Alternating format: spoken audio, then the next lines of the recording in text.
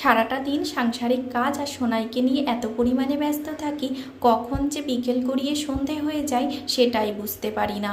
আর সারাদিনের কাজের প্রেশার খুব একটা না পড়লেও মানসিক প্রেশারটা কিন্তু ঠিক এই সন্ধ্যাবেলাতেই মাথাতে এসে পড়ে। তখন মনে হয় যেন কোথাও থেকে যদি একটু ঘুরে আসতে পারতাম তাহলে হয়তো মনটাই একটু ভালো হতো, আবার পরের দিনের জন্য শরীরটাও একটু চার্জ হতো। আর যেহেতু নতুন জায়গা তেমন কিছুই চিনি না, সেই জন্য তো আর একা একা বের হতে পারবো না।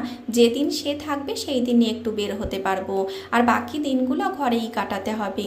মেনলি বাইরে বের হওয়া মানে সোনাইকে একটু ঘুরিয়ে নিয়ে আসা, কারণ কল্যাণীতে খোলামেলা জায়গায় থাকতে থাকতে ওর কিন্তু এখানে একটু দম বন্ধ লাগছে। দেখো সেই পার্কটাতে আজকে ওকে নিয়ে এসেছি, এসে অনেক বন্ধু পায়, তো সবার সঙ্গে একটু খেলাধুলা করে ওর মনটা একটু ভালো হয়।